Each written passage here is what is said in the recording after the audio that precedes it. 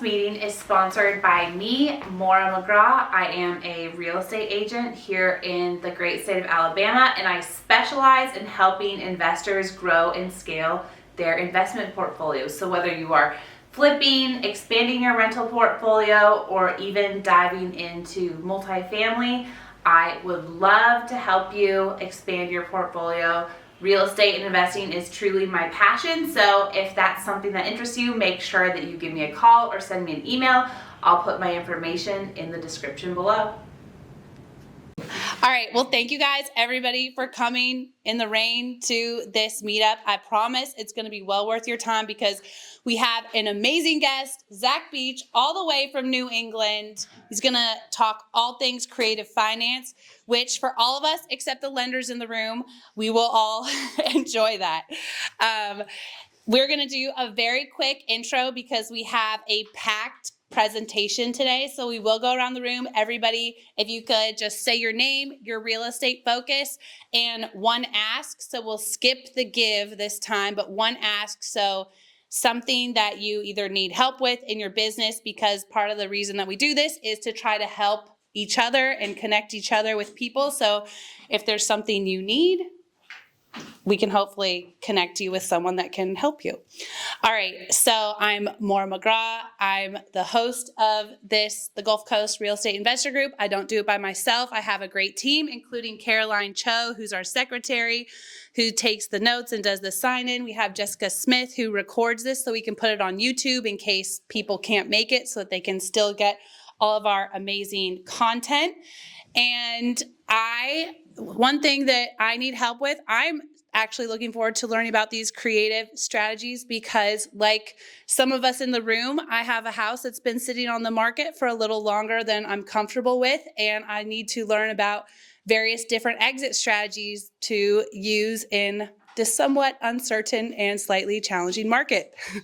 So we'll go to Rob, and if you could just pass this little mic around, that helps with the audio for the video.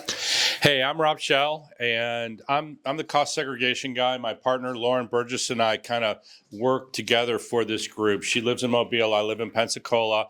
We work nationally. We work with smaller investors all the way to the biggest towers in America. Actually, I'm working with about 3 or 4 towers in Manhattan right now with adaptive reuse that are pretty cool projects. And what's happening with the financing structure in companies right now, when their notes come due, they can't afford the buildings, especially these huge towers, they're selling them. And the new investors are coming in and redoing the whole towers. So it's kind of a huge opportunity over the next 3 years. I'm pretty excited. I don't really need anything. Thanks. Todd Brown, I'm an investor focusing on residential flips and buy and holds. My ask is I'm always looking for a new deal. Thank you.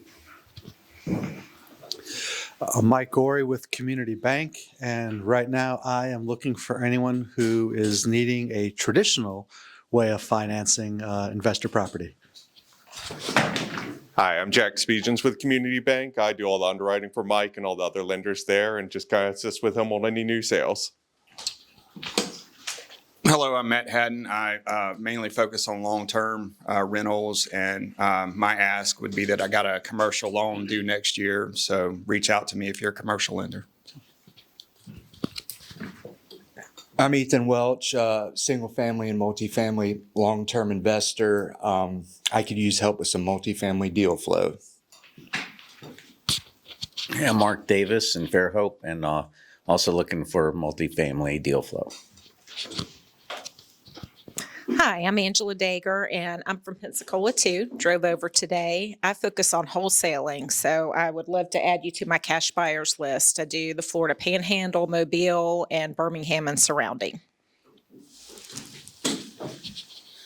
And I'm Natalie. I am doing like fix and flips, looking for PMLs. Thank you. That's a neat little fuzzy thing. I'm Bill Barnhill. I'm with Omega Properties in Mobile, live in Spanish Fort. Our focus is self-storage, and we do some investing in other commercial real estate as well. Thank you. And Bill will be doing a whole self-storage workshop at the end of the month for us. Yeah. Him and his team. Great. I'm Reiko Suzuki, and I have been doing just only a couple of years. I have several rental property out of state, and also I am in a creative real estate community Pace Movie, and I do short-term private money lending and so forth.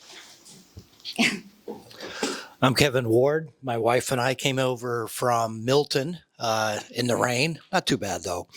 I've got a real estate project near Steamboat Springs, building 4 ground-up modular townhomes. And we just got approval from the town of Oak Creek, where it's located. It only took a couple of years, which is probably short. Hey everyone, my name is Matthew Lipum. I'm a lender here in Daphne. Believe it or not, I'm very excited to hear the meeting today. I'm always looking for new ways to do things, but I'm always looking for new partners to work with, like realtors and accountants, to help close more traditional financing on houses. My name is Christine. I'm with RE/MAX of Gulf Shores, so I'm in real estate, and my husband and I have short-term rentals at the beach, and we just started on our first commercial project. We are building a ground-up laundromat in Gulf Shores, so just looking for creative ways to keep leveraging our assets. My name is Brandon Strange, and I'm not anywhere close to you guys. I was sitting here listening to everybody, and I'm just here to kind of gain some knowledge and how to get into the business. Just kind of shadow Maura, and I appreciate it. Eric Oden, my focus is small commercial, multi-tenant retail, and small multifamily. And my ask is if obviously deal flow, if anybody knows anybody selling something, but I also do some small private lending for fix and flips and rentals. Awesome. Hey, John and Dana Martin, realtors, and just brand new, trying to learn and figure out what investing is and what we might be able to do. Hello, everyone. Jeff Jones, main focus, long-term rentals, flips. And the only ask I have is if anyone wants to meet up, talk real estate, I'm down. Hey, my name's Donnie McGriff. New to Fair, well, not new, I've been here a year almost exactly. Do flips, rentals, have a small rental portfolio. Usually go direct to seller to find my deals.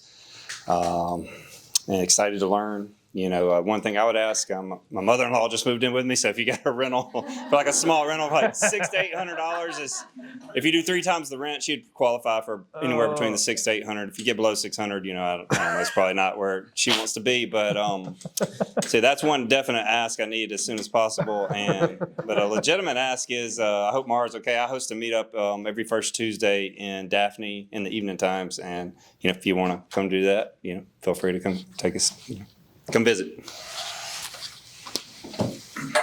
Hi, my name is Shelby Mancuso. I am a long-term and short-term investor. I'm really excited to expand my knowledge in creative financing today, and my ask would be that I am looking for passive partners towards the end of the year, maybe beginning of next year.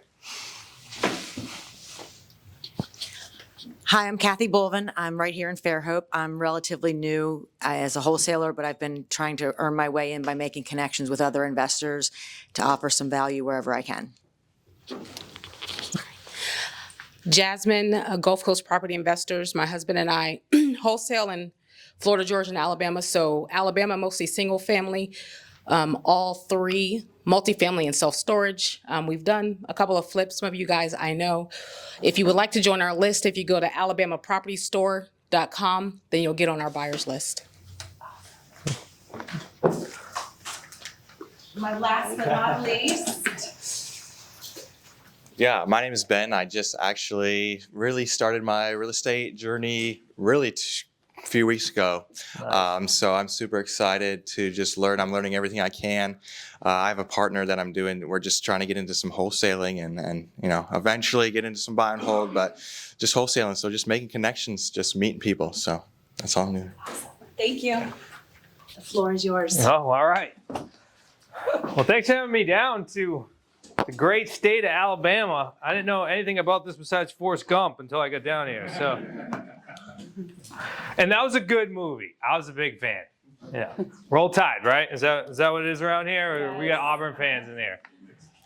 Well, Brendan was like, I hope that Auburn loses this week. So I was just assuming everybody else maybe agreed with Mr. Strange. So, but guys, I'm Zach Beach.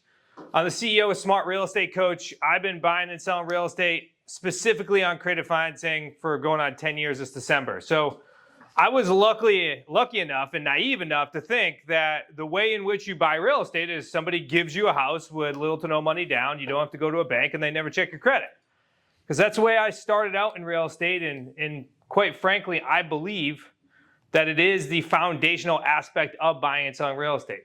Like, I love my lenders in the room here, but if there's a way in order for you to not have to go to a bank, personally guarantee debt, or put down a large down payment and acquire an asset that makes you cash, then why wouldn't you do that first? Wouldn't that make sense? That would be your first option.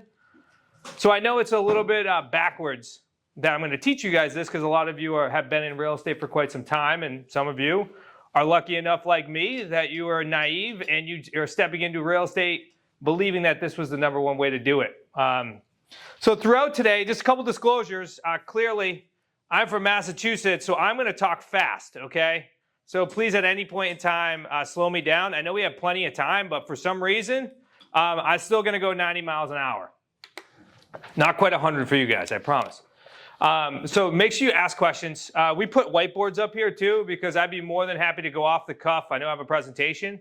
But if there's specific questions, I even asked Maura, I was like, hey, if you have a deal or two that you need help with, let's just whiteboard it so that way everybody can learn through the deal. Because that's how you, in my opinion, that's how you acquire real estate deals, is by going through the process, not by necessarily studying, right? Second disclosure is that at the end of this presentation, I know my number one job here is to change your perspective on how real estate can be done, but it's not going to be osmosis, right? So if any of you guys are interested in working with me and my family, I will make sure that I get an offer for you. So at the end, you will be able to join our community if you choose to, or get some free books if you just want to dive in to learn more about this. Because I'm telling you, I'm trying to cram 10 years worth of knowledge into like 90 minutes, and that's just not realistic. So we're going to hit on the main points, and if you guys want to work with us later, feel free to do so, okay? Does that sound good? Is that fair? Okay. So today we're going to only talk about the exact strategies that we use. So none of this is going to be fictional. It's not going to be theory. It's not going to be something that we heard about at one point in time. This will be actual things that we've done consistently. Here's the books that we'll make sure you get access to at the end of this presentation as well. We have a couple of Amazon bestsellers in this space because we built the company specifically specializing in this stuff. Real Estate on Your Terms, New Rules of Real Estate Investing, and then this deal structure book, although small, has a whole bunch of deals that you can literally walk through of deals that I've done in our community. And then, of course, we'll give you access to a strategy session for us, so that way we can look at your goals and what your current strategies are that you're using, if any, and be able to incorporate that in this business. Because how many of you are active real estate investors right now? Just raise your hand. Okay.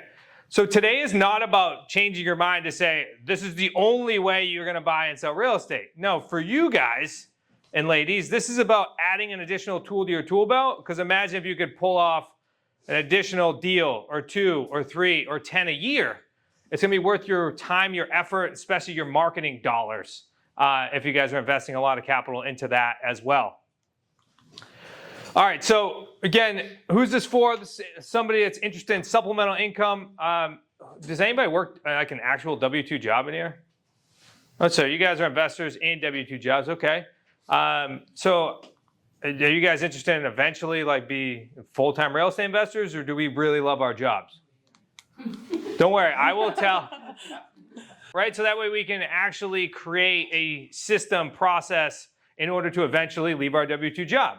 Because other than that, we're just going to be throwing spaghetti at the wall, hoping that we're going to get there. If we just do this amount of deals, eventually you will eclipse your salary. And I'll share with you our federally trademarked 3 payday system to help you do that as well. Property utilizing these strategies.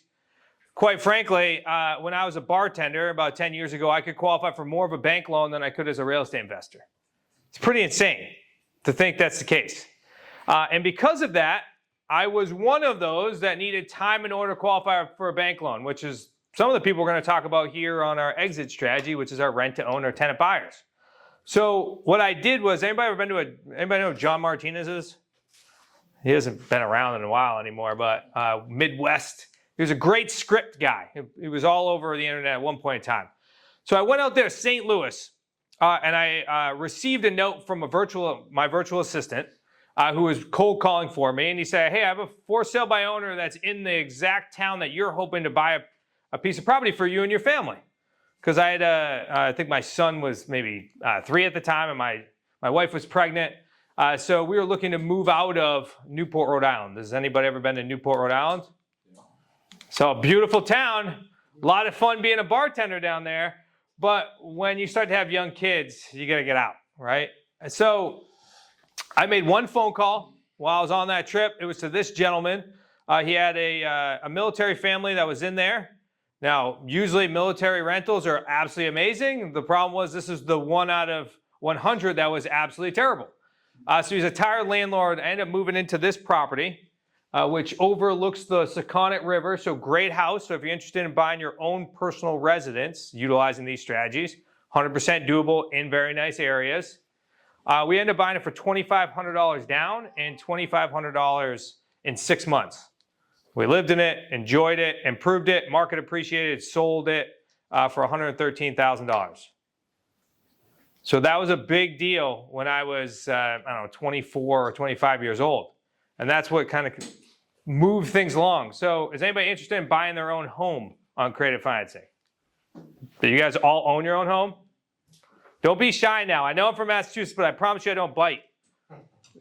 I'll give you one more disclosure. This is not television. I can see you. So interaction is going to be a lot of fun, or it's going to be miserable watching this guy from New England talk really fast for the next hour and a half. Okay. We're keeping up. Yeah, I know you are. Yeah, but you're the cost set guy, so you deal with all of us people up in the Northeast. I do. All right, who's this not for? Somebody that's not coachable, doesn't like to speak to people. Does anybody not like to speak to people in the room? Because newsflash, if you don't, we are all in the people business. We just happen to deal with assets that are known as real estate. Everything else is about solving a person's problem. That's why when I'm going to present to you guys some ideas, some of you have probably heard of them before, but when we go deep into them, those of you that haven't, this is all about solving different people's challenges. So like if a wholesaler picks up the phone and calls a gentleman and they won't take 60 cents on the dollar, and then I call them and I say, hey, I can give you retail price, but I can still make a lot of money on it. I've just solved a different problem for that person. And that's all this is about today, is just giving you additional tools to solve challenges, because we are in the people business. All right, so promises of today's workshop. I'm going to share with you our federally trademarked 3 payday system. I'm going to show you a predictable, scalable model, and then I'm going to share with you sample deals. And if you guys have deals that you want to work through, we have whiteboards here that I can do it live with you guys as well. Does that sound good? Cool? We'll get some head nods. All right. All right. Just to kind of give you guys some background on our family, we have over 75 years in real estate experience between all of us, between my business partner. I know I heard somebody talk about their in-laws. Yeah, I live with my in-laws. One of my business partners, my in-law, my father-in-law, Chris, who actually started this business just about 11 years ago, this coaching company where we partner with people all across the country. Before that, he was a broker owner, did fix and flip, raise the roof projects. But then in 2008, did anybody get hit in 2008? Yeah, so luckily enough, I was only 18, but my business partner had to go through that experience. He had 23 condo conversions going in Providence, Rhode Island, when they went down to a third. Hence the reason why we buy real estate without banks and without personally guaranteeing debt, right? And then again, I joined 10 years later, going from a bartender and personal trainer, and simply all I was looking for was a way out. I was burning the candle at both ends. I was staying up really late, as you can imagine, and then waking up super early to train the exact same people, and nobody was actually getting any results. So I said, hey, I got to get into something else. So I approached him and said, hey, I don't know if I'm going to like real estate, but it's going to be a hell of a lot better than what I'm doing now. Anybody else feel that way at this point in time? Like, I know I saw some new people. It's like, wow, like, do you really love real estate, or is this potentially just going to be a lot better than where you're currently at? And that's okay. That's a good place to start. My passion for real estate did not start at the beginning. I promise you, making thousands and thousands and thousands of dials and calls to people when I started this business from scratch or from the ground up, man, that wasn't fun. But it's after I started seeing the after effects of what real estate was doing for me and my family, that's when the passion of real estate really started to pick up.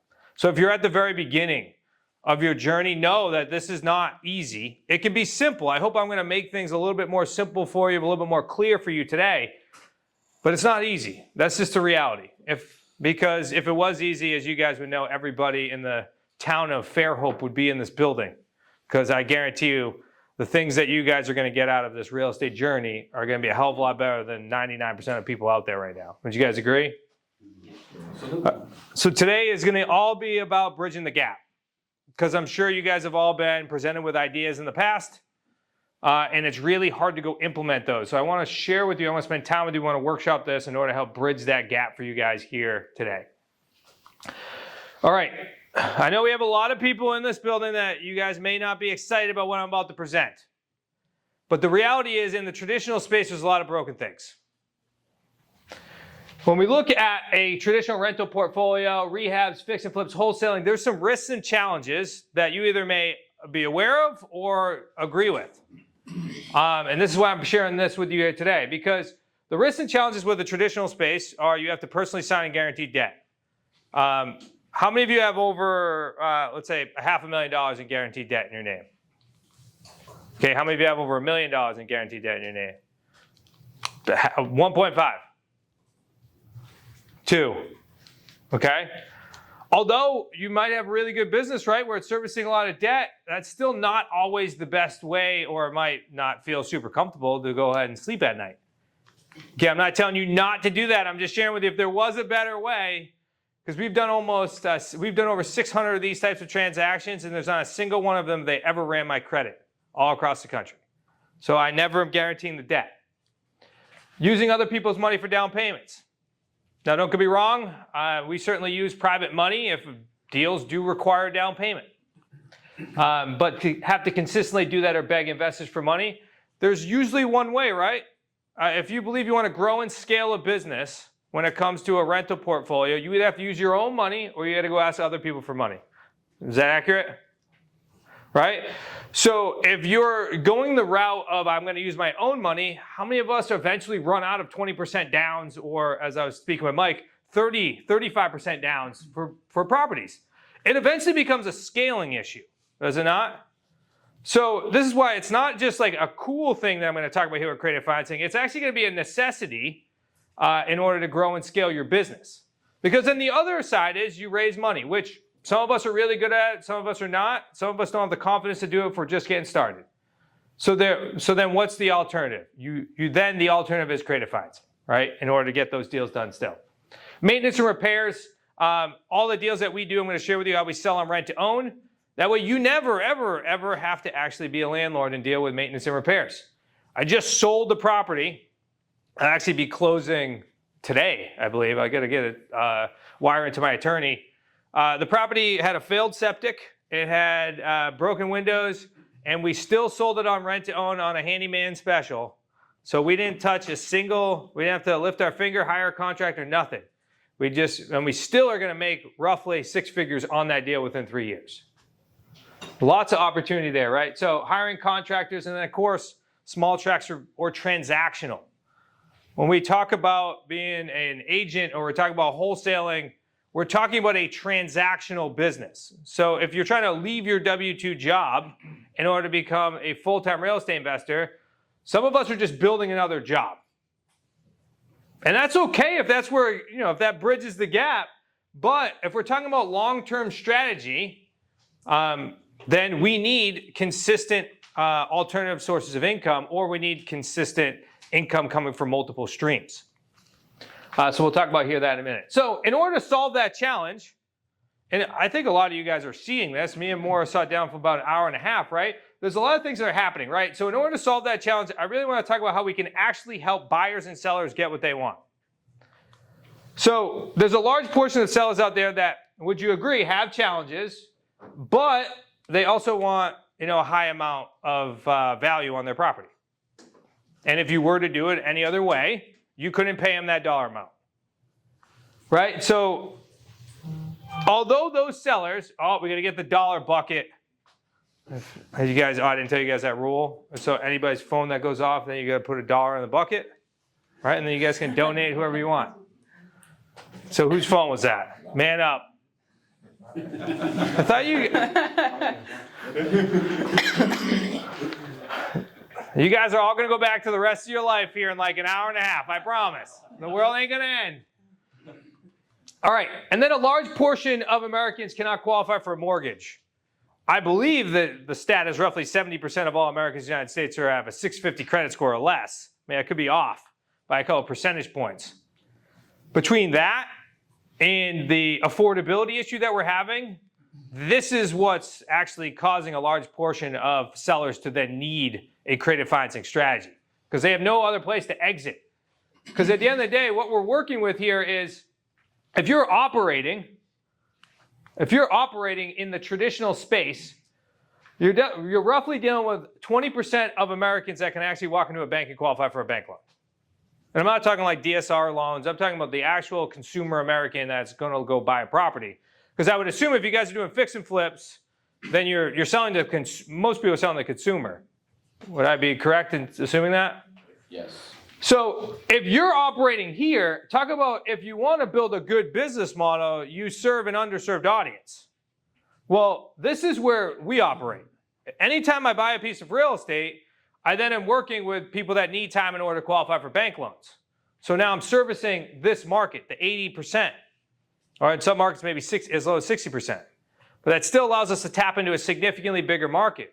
That's why nowadays when we acquire a piece of real estate and I go sell it on rent to own, I then have multiple people that I could select to be my actual buyer. So then my problem actually just becomes, I gotta go find another deal in that area. And I'll share with you how to find those deals here as well. So I'm gonna start going through some of the basics here now as we laid the groundwork. So I'm gonna start this way, just so you guys can follow me. I'm gonna start with the end in mind. I'm gonna start with how we sell, how we structure our income streams, and then I'm going to talk about how we acquire them and then go through some deals. That way we can kind of start from back to front. Does that sound good? Yeah. I didn't realize like the further south I went, like the quieter people got. Like what happened? It's not true. No, we'll make sure that we'll spend some time afterwards as well. I told Maura that I'll be here. Like my flight's not till like later. So if you guys want to stay after and have questions, please. I'll throw a question at you. Does this process work on more than just 1 to 4 family? Does it work on traditional commercial properties as well? I'd be spending more time on seller financing if we're doing commercial properties, right? If you're going to exit on seller financing or exit on like a wrap mortgage. I'll share with you one of the deals that we did at the end, and that was we bought our commercial building on seller financing. Literally, the seller was a massive landowner, and he was looking for estate and tax planning purposes to sell it because he wanted his trust to receive income. And he eventually passed away, and we just kept paying his trust income. Because if we're the creative financing company, we can't go buy our commercial building that houses our office on traditional financing. That wouldn't make any sense. So I'll share with you guys the actual HUD statement at the end of that closing of that deal. If you were going to go, just to kind of wrap that in a bow, like I wouldn't even be really selling rent-to-own deals past like the duplexes. You can, but you'd be selling them more like on net leases, right? Because if I'm going to go that route, and trust me, we buy creative financing deals in the multifamily space, but I'm going to still exit the normal way. Like you're going to improve rents. Your just acquisition strategy is different than going to get a bank loan. All right, so here's how we sell. And I'm going to focus specifically on our rent-to-own model, which is our 3 payday system. Know that if you guys have additional questions outside, like commercial, we have people in our community that do mobile homes. Like these strategies, you have acquisition strategies that each and every one of you should know when it comes to the sub-2s, lease options, and seller financing. Like those should be in your book. And that's just not just me telling you that. All right, so let's talk about what rent-to-own is. Now, rent-to-own in my world is a lot different than what you tend to see out there on social media, because The way in which if you actually want someone to have success, meaning the end buyer to have success on rent to own, is you have to do a lot of things, including basically an underwriting process at the beginning of it. Not, I'm going to place you in a house, hope you're like going to perform as a tenant, and then one day you may buy the property. No, what we do is we actually have a specific process in which we walk people through, including identifying how much they make on their monthly basis as a household or single. We like to see 33%, or let's say 1/3 of their rent to be their entire income, probably very similar to a bank underwriting. And we also work with them to get up their non-refundable deposit as high as possible, because that is entirely credited towards their purchase price when they actually qualify for that bank loan. So we have people coming in with 3, 5, 10% down, and then up to 20% over time, because eventually they just go get that additional bank loan. Plus, we work with third parties that determine their debt to income ratio today, determine background checks, credit checks, and understand where they are today, so that way we can tell them where they need to be in the next 2 to 3 to 4 years, where they're actually going to qualify for that loan. And they actually get everything laid out as if they're going to go get a bank loan today. So that way they can sign off and know, okay, well, if interest rates stay exactly the same, here's what you need to have in order to actually become this homeowner. This is why we have completely turned the industry on its head in regards to having a majority of our buyers qualify for bank loans, not the minority, which is what most people see. I also know that there's a lot of people like me in my position, other quote-unquote gurus and people like that will literally sit in front of a camera and say, just go collect non-refundable deposits, and if they default, whatever. Go place another buyer in the property.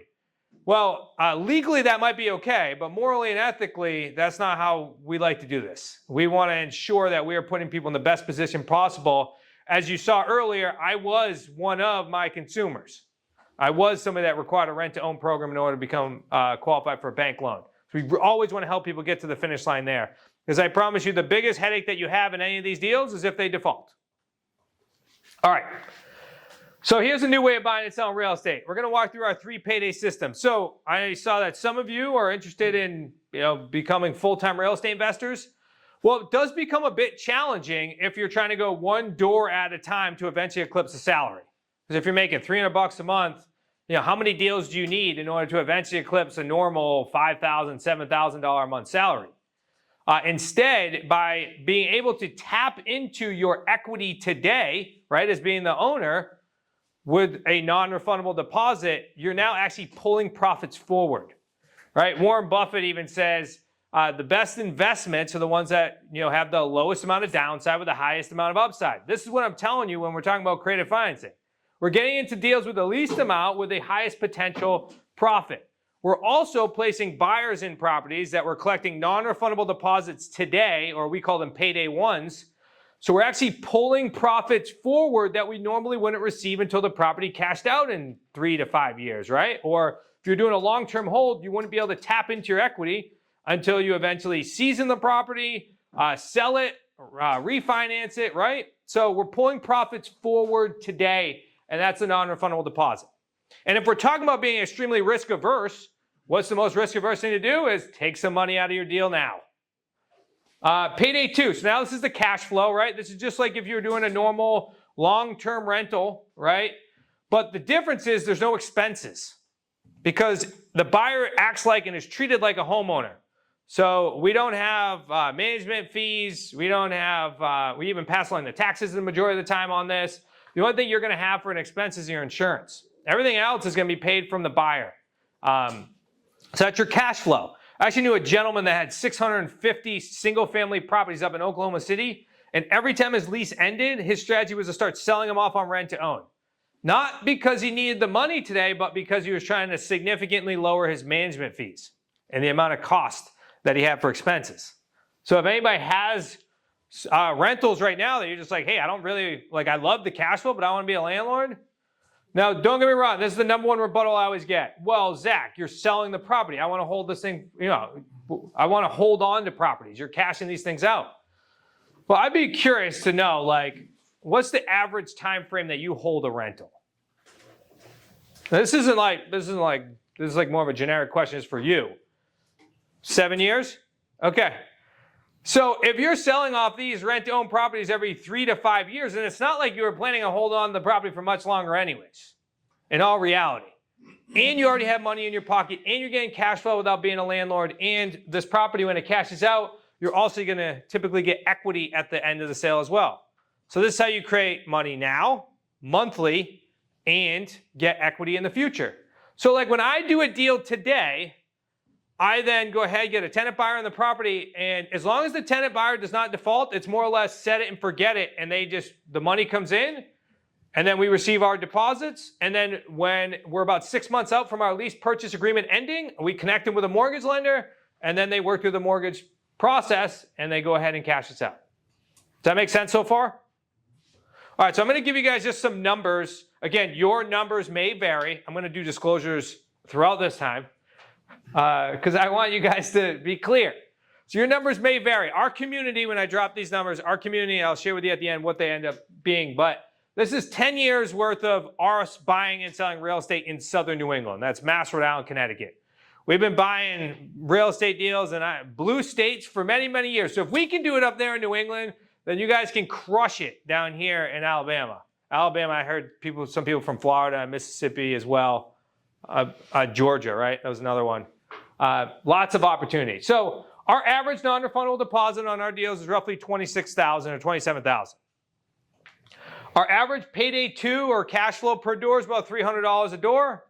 And our average non-refundable deposit is roughly $35,000. So that's roughly $75K every single deal that we do. And our deals are averaging between 2 and 3 years because the average buyer needs roughly 2 to 3 years. Now, I'm going to give you guys some, again, more disclosures.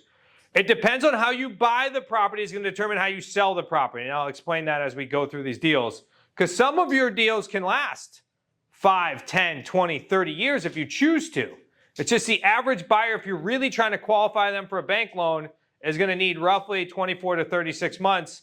And here's 2 reasons why. One is a majority of our buyers are self-employed. What does somebody need if they want to qualify for a bank loan if they're self-employed? 3 years now. Okay. Usually, we get answers 24 to 36 months worth of seasoning, right? Then you got to show they make a certain amount of income for a certain period of time. 2 is somebody had a legitimate hiccup in their credit, right? And if majority of Americans have high credit right now, right, because of COVID, or they will use that as one of the reasons, and their credit score is down, then the likelihood of them qualifying for bank loans are not ready today. But if we have a specific plan, they could, right? So the average person needs to be on credit repair for at least 2 periods of 6 months. So it's usually 6 months on, 6 months off, 6 months on, 6 months off, which brings us to 24 months. Does that make sense? And that's why our average contract with them is roughly 36, so that way we give them plenty of time.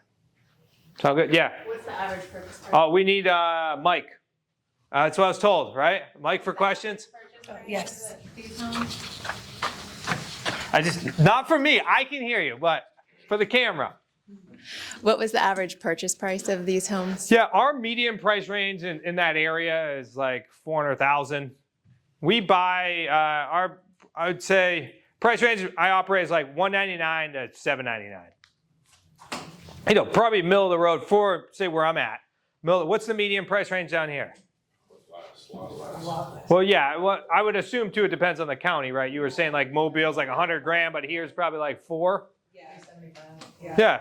So know this, right? The higher the purchase price, the more non-refundable deposit you're going to get, typically, because if you have $500,000 property, the expectation as the price increases, that the expectation is that they're going to have more of a down payment.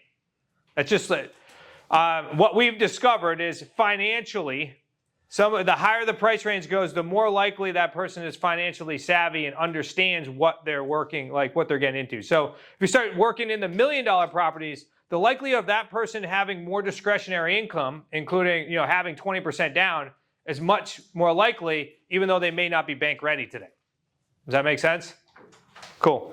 Doesn't mean, I'm going to share with you, I actually put in a $100,000 deal because we were talking about median price range. This is a deal we did in New Hampshire. I'll walk you guys through that because it was a 0% interest seller financing deal. And we made 6 figures on it. All right. This is a 20 deal look back that was inside our portfolio. I just wanted you guys to see kind of like what this business model can look like for you. These could vary for you, but I just wanted to work through this. So, because when you start to see like how these numbers start to stack on top of each other, this is where you start to see like this is a viable business model that can eventually either take me out of my W-2 job or add as a great income stream, supplemental income stream, in addition to your every 6-month flip or your every quarter flip. So in these 20 deals, these are all done on creative financing deals. The payday one of those 20 deals was $593,000. And those were non-refundable deposits that we either collected upfront or over time. And I'll share with you how we do that in a minute. Our payday two, so our monthly cash flow is $6,500. And then our payday three is $822,000 in equity that will be received over the next 2 to 3 to 5 to 10 years based on those deals. Does that make sense?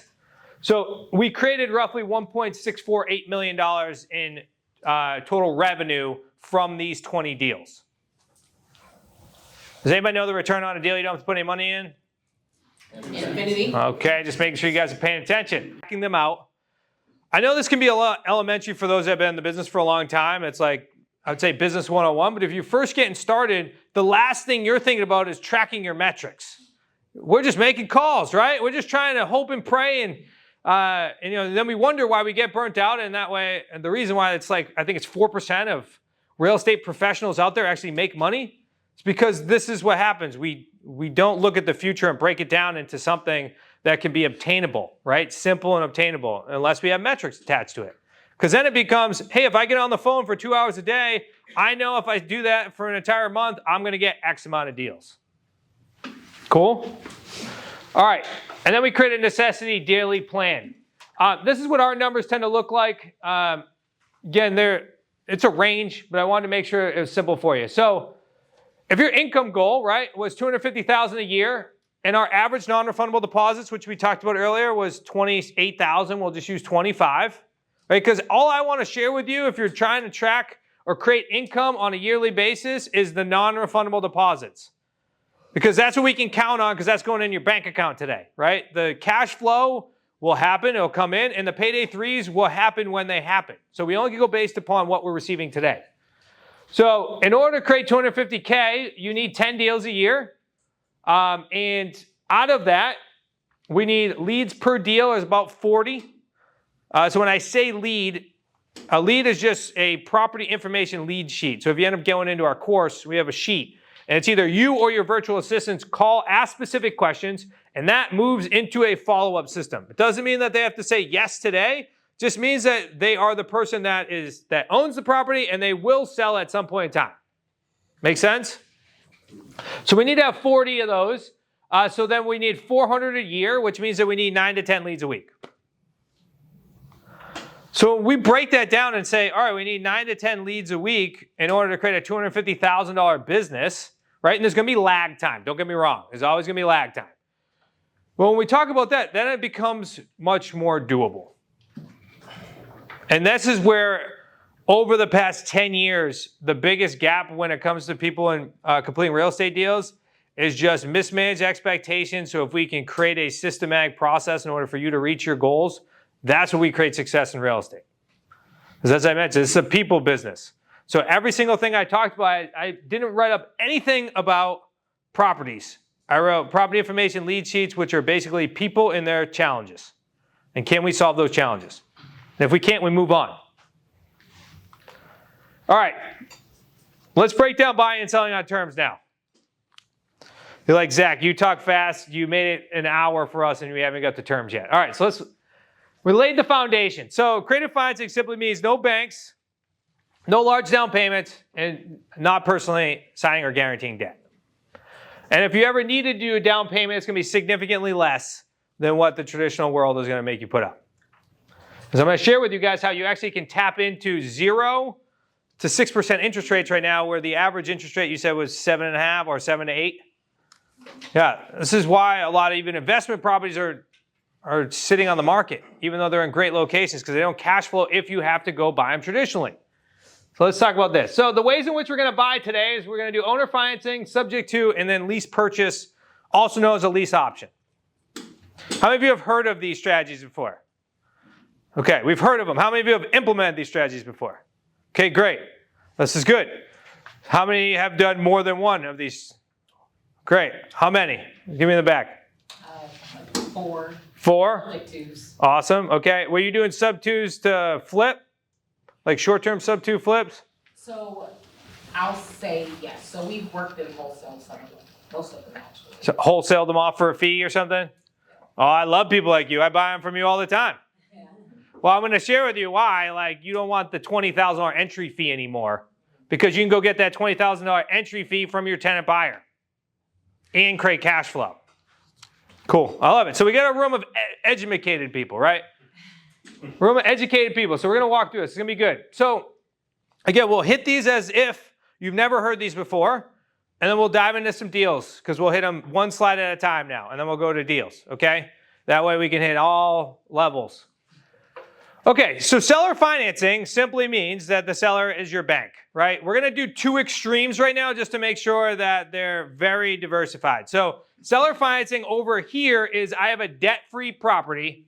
I am in completely good financial standing, and I don't need my money today, basically, right? So seller financing, debt-free property. And then when we talk about subject to deals, we're going to say no equity, okay? So we're going to start over here with a debt-free property. So when you buy a property on seller financing, title transfers to your company, not you personally, to your company, right? You then make payments to the seller. So now you're going to create a mortgage with the seller, or a note that's secured by a mortgage, right? And then within these deals, you then get to determine the interest rate, the monthly payment, and the time frame. This is where you actually start to bring power back to the individual investor. We just had our event in September out in Boston. It's called Real Estate Revolution, because the current real estate market is primed for disruption. Would you guys agree? It needs disruption. Well, you guys wouldn't all be sitting in this room, because if it was normal and everything would actually work through the traditional means of going through banks, mortgage lenders, and everybody could actually go qualify for bank loans, then we wouldn't be sitting here. Instead, it's primed for a disruption, right? You have high interest rates, properties that are unaffordable. I mean, when I come down here and you tell me a property in Alabama is like $400,000 a neighbor, I'm like, blows my mind, right? That's. I mean, call me a naive New Englander, but I just assumed everything was cheaper down here. Oh. Yeah, right? Not anymore. So we have an affordability issue, clearly. And because of that, it makes it very difficult for even really nice properties that are in good shape to actually sell, because who's going to buy them? They can't. So then people become accidental landlords, or they have high interest rates on their houses right now and they don't cash flow. So even though they're an accidental landlord, they still don't make any money. They're just filling a gap. This is why, like, you guys being in this room is going to be extremely impactful, not just for you, but if you actually care about, like, affecting your community. This then really impacts every single person around you, because you start to solve all the problems that the traditional world can't solve.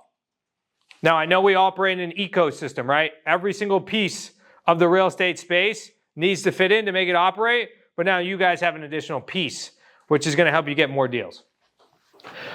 So taking your power back, because now we can actually get interest rates as low as 0%. We actually get, quite often, 0% interest rates on properties. How does that affect the deal? It affects the deal greatly, because now you get a massive amount of principal pay down, and you actually get the structure of the monthly payment, so that way you can make money. All right, so let's walk through this deal. Can I ask? Yeah. Why would somebody give you 0%? Like, why? I would never agree. Yeah, Finance at 0%. Yeah. Well, how much real estate experience do you have? Yeah.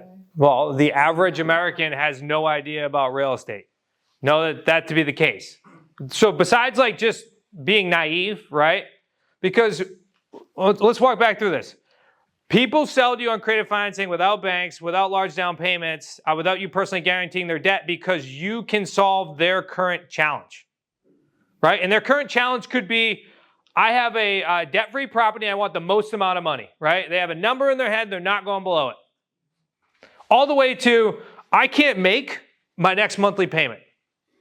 Both of those are equally great challenges that you can solve. So if you can solve their challenge, then it doesn't matter how you solve it to them as long as their problem is solved.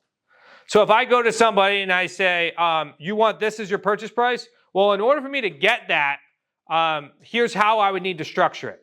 Or here's how I could pay it. And in most circumstances, it's like, okay, well, I'm going to pay, I'll pay you $400,000, but I need a 0% interest rate of $1,000 a month. That's going to come directly off of principal, and I need 6 years. And then you then take those terms and you go sell it to a rent-to-own buyer, and now you make money.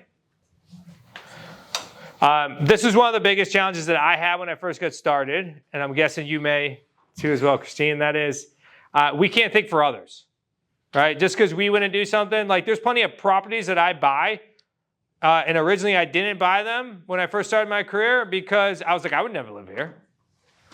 Like, why would I buy this property then? I would never live here. And then all of a sudden, you buy that property and you have 400 inquiries on the property.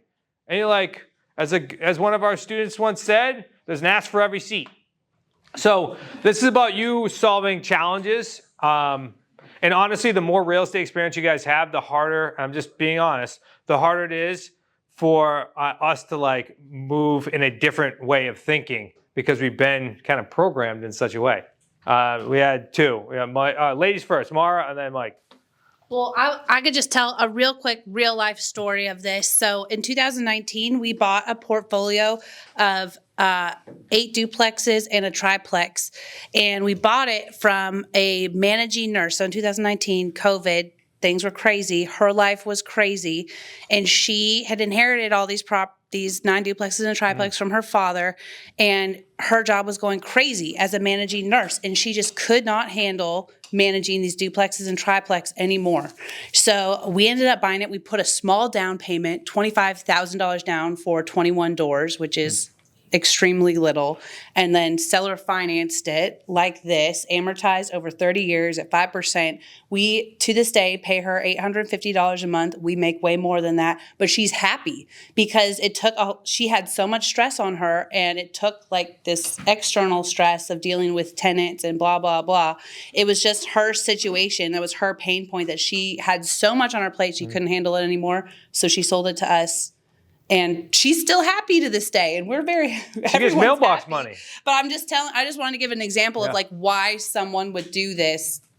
That was just her specific pain point. Who else was it? Yeah, she's getting mailbox money too. $800 a month. It just ends up in her mailbox.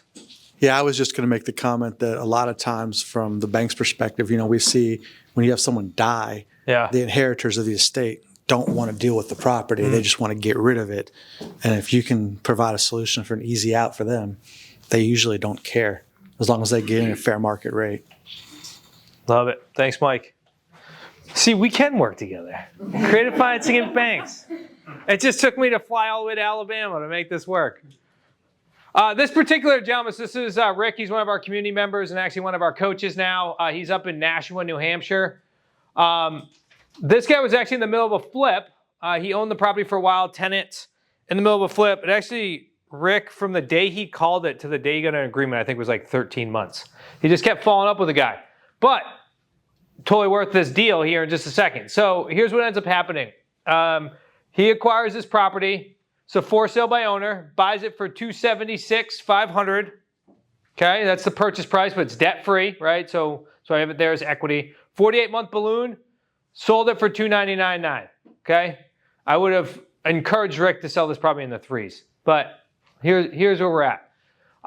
The buyer came in with $35,000 down. They actually were moving from Georgia back to Massachusetts. They sold their property, and there was no properties on the market at that point in time, except for Rick's rent to own in that area. $35,000 down plus first month's rent. The way our agreements are always stated is that, especially if you're utilizing our agreements, it states that we don't make our first payment until 30 days after the buyer is in the property. So that allows us to collect first month's rent. So it's all these like little things where it's like do 12 deals at $1,500. You just create another significant amount of income. Monthly payment, $1,225, principal only. So that goes directly off the balance every single month that he makes the payment. Okay, payment from the buyer is $1,551. So it's $1,350 plus we add taxes on top of it. So monthly cash flow on this isn't great, but if we look at the deal holistically, it's in good shape. So $6,000 after taxes with the 48-month term. Then we have a price premium of $23,000. We had $58,000 in principal paydown. So this is what makes the deal, right? So this isn't a great deal unless Rick gets a 0% interest rate on it, because all the money is made in the principal paydown. So important on two things. Seller financing deals are amazing because of two things. One is it hedges your bet against the market, right? Because if the market dips in any percentage, I mean, $58,000 on a 276 house, it's a significant amount of cushion that you have. But if the market continue trending upward, then now you're building a lot of equity in the property. So you're protecting the downside with the upside, as I mentioned earlier. So we already collected $35,000. So I mentioned this. This is credited towards the purchase price. This is why now the buyer goes to the bank and says, I bought this house for $299,000. I have $35,000 in a down payment. Now I just have to qualify for the remaining balance of that bank loan. This is why us actually improving the amount of cash that we get from the tenant buyer improves their likelihood of becoming a homeowner, because they have to go qualify for less of a bank loan, which means that the interest rate tends to be a lot more favorable for them as well. So now their debt to income ratio doesn't have to be as affected as much. It's making sense? Don't you sacrifice your profits? Well, that's kind of part of the game in a way. So let me say this. He asked, why don't you sacrifice some of your profits? Well, Rick made $90,000 on a deal that he only paid closing costs on. So there has to be, in our world, a win-win-win scenario. So the buyer has to get set up in order for a way that they can eventually become homeowner. The seller has to be taking care of their problem. And because we're able to do so, we're able to get into deals with little to no money down and not personally guaranteed debt to make $90,000 over a couple of years. Yeah, for sure. Yeah, go ahead, Rob.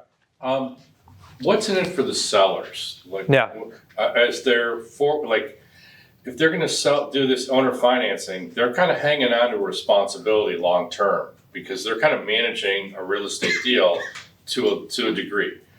Versus, okay, screw it, sell the property, be done with it. I get my money. I have capital gains. Sure. Are there advantages, tax base, the flow of money over time? Sure. What are the advantages for the sellers? Yeah.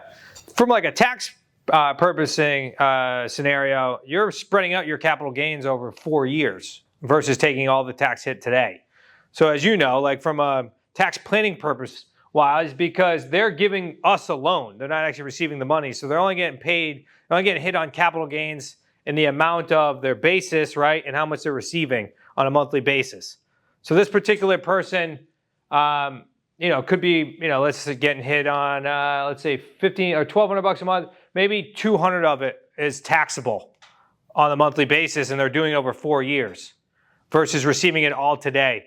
So then somebody like yourself or a tax planner could say, you're going to receive a majority of your lump sum in 4 years. Can we not take a bunch of losses on that to offset your taxes in 4 years? So really helps from an estate planning purpose. Because now you have predictability on when you're going to receive money when it comes to this type of deal.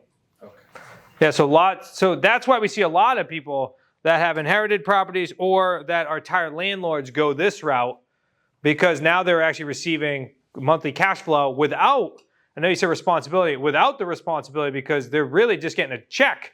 We're the ones that are responsible for taxes, insurance, managing the property, because now they're the bank. And they're in first position in this scenario, which is the most secured position. Yeah, great question. So how are you determining the initial non-refundable deposit? Like how did we get to $35,000 being that number? How do you determine that? Yeah, so the question was, how do you determine, this is for the camera. I wish you were here. How do you determine the non-refundable deposit amount? So we don't determine the non-refundable deposit amount. What we do is we market the property. Buyers come in, we have them fill out an application based on certain direction and educating them through the process. So they know it requires a non-refundable deposit, and they also know they're competing with other people. So they actually create their non-refundable deposit. And then once we get on the phone with them, we'll then walk them through and say, all right, well, that works for this time. Like, tell me about your life. When do you receive bonuses? Do you have, or if you're self-employed, when's like the peak months? Just start asking them those questions. Tax returns. Because then we can start building out a sizable non-refundable deposit over the course of a couple years. This is why, is anybody like in Facebook groups seeing like creative financing deals happening? Anybody in those? Yeah, I just made like an offer on a deal on like at the Uber ride here. But here's what happens. A lot of people will take a creative financing deal and then what they'll post online will be, all right, I'll sell you this property for $250,000. I need a 20% down payment. I'll give you a 6% interest rate. Well, the problem with that is, number one, most real estate investors that are on that Facebook group are going to say this thing ain't going to cash flow, so I'm good. Secondly, the consumer is going to be like, well, I don't have 20% down, and I don't think I can afford a 6% interest rate. So what they actually did was diminish anybody that has the opportunity to buy that property. So instead, I can actually share with somebody by customizing a plan with them and finding out more about them to actually get them to 10 or 20% down over time. Because if they had 20% in the bank account, the likelihood of them already owning a property is probably significant, right? Because in our world, what you're really doing is you're taking a tenant and you're transforming them into a buyer. Would you guys agree that the tenant and the buyer have two totally different behaviors? Yeah. This is why most rent-to-own programs fail. They forget that this is the case, that this is something that happens. Because if you're a tenant, you have illicit behavior. You have certain behaviors that you have on a day-to-day basis that is causing you to continue to be the renter versus owning an asset. And the buyer has significantly different behaviors, right? They pay their bills on time. They save money. They budget. And this is what, yeah, they invest in themselves, they invest in the property. So this is what we're doing is we're transitioning them in behaviors to eventually create a homeowner. So we have to start with where they currently are and then help them see how they can build to where they want to be. And we bring in multiple third parties in order to do so. That's why this is about creating that success. And that's why it starts at the beginning by, hey, could we make more money, Mike? For sure, we could. But instead, we're going to lock in their price today, and we're going to create a game plan so that way they can be more successful. And that way I can set it and forget this deal, and I can go move on to the next one. Cool? Everyone clear on this deal? Clear as mud? I know you guys got that brackish water down here. All right, subject twos. Anybody done a subject two deal? I know I saw a couple. Cool. Question is, why aren't you guys consistently doing this? Marketing, is that what I heard? Yeah, like how many, raise your hand, 5 subject 2 deals. How many of you done 5 sub 2 deals? How many of you done 10? Okay, yeah, so the question then becomes like, why are you not doing more? Because this is probably the most relevant strategy when it comes to today's current need. Because what it's allowing us as real estate investors to do is to go acquire real estate deals that have 2.5% to 6% interest rates. Because we know if we can buy those deals at that interest rate, that they'll actually make money, right? In comparison to needing to go get a new bank loan. And there's so many sellers out there that are behind on payments, that are willing to hold a second mortgage because they want a better price, that their taxes have increased significantly, so now they can't, or they're living paycheck to paycheck. This has happened like more than I've seen because of the rise in the purchase prices or the value of properties. So somebody I just recently purchased a property from, he bought it 18 months ago. And these are like the windows. They're only living in houses for like 9 to like 36 months. Purchased the property was valued at X. Now they're starting to do all the new assessments now. So now the taxes have jumped 3 times in that 18 months. Well, when you go from a $1,500 payment to a $2,000 payment on a property, for most people, that's a pretty big effect on their lives. So now their choices are, do I try to sell with an agent, come out of pocket, right? Because there's not a lot of equity if they've lived in the property for a short period of time. Do I try to rent the property? Well, most circumstances right now, they're not going to rent because the taxes have increased significantly, or they become a landlord that they never wanted to become a landlord. Or if there's no equity, where they have to go try and short sale. Is anybody familiar with short sales? Oh, yeah. Well, here's, Unfortunately. yes. So this is, I'm just going to go off on a little bit of a sidebar here.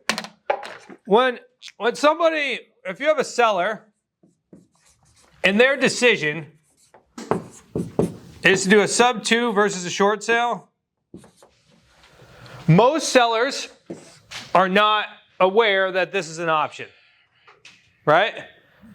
And our entire education process with our agents is taught to sell it on short sale because they benefit and they get a commission. Would you guys agree? Yes. I'm not talking about the evil empire or anything right now. I'm just letting you know that's the case. But most agents are not educated in the subject to process. But what happens is, over this timeline, this seller is in a significantly worse place if they have to short sale. Now, I'm not saying it's always possible to buy at sub 2 on a short sale, because if they're way behind, sometimes it's just too far behind. There's nothing we could do.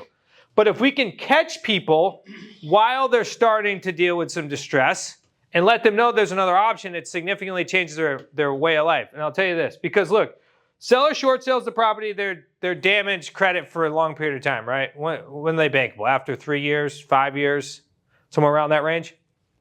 And they're way down here.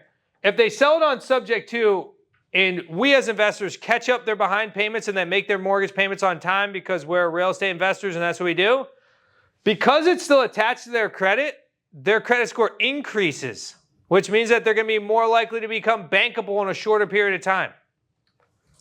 So this is like, all you agents out there, please educate yourself on this, because you can save the likelihood of somebody becoming a homeowner again, even though they went through a bit of a challenge.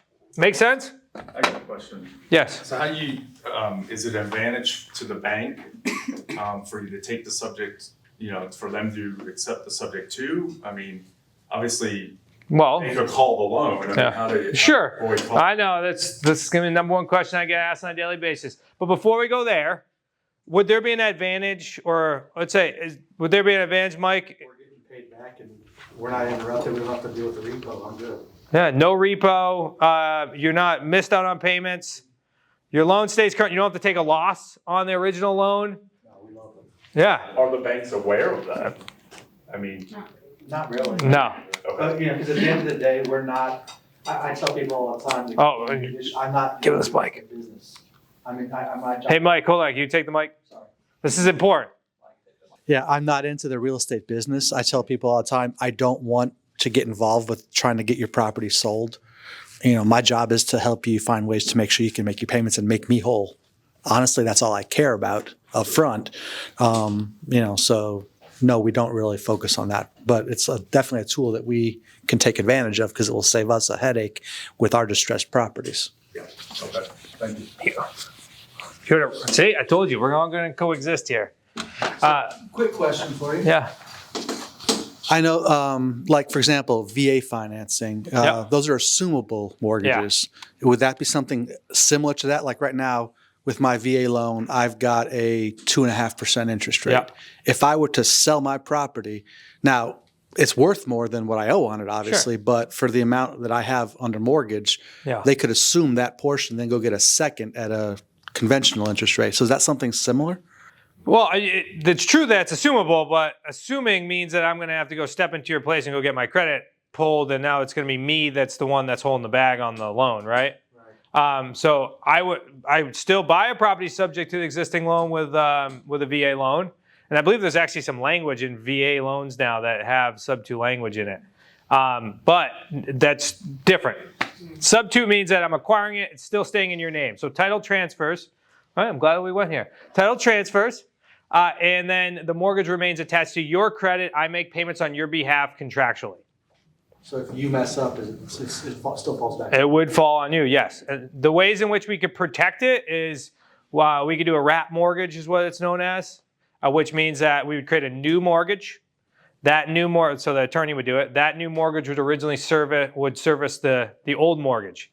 What that does, Mike, is it puts you in a position where you could foreclose. Because if you actually just do a blanket, sub 2, then the seller really has no repercussion. Meaning the seller can't foreclose you, they're not on title. They don't have any position on the property.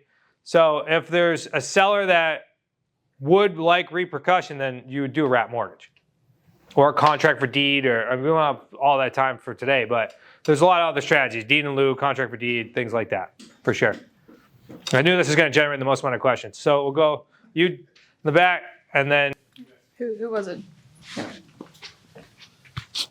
It's kind of off, but I've heard that there's sometimes motivation on the person buying the sub 2 to put it in a trust rather than their LLC. Can you talk about that?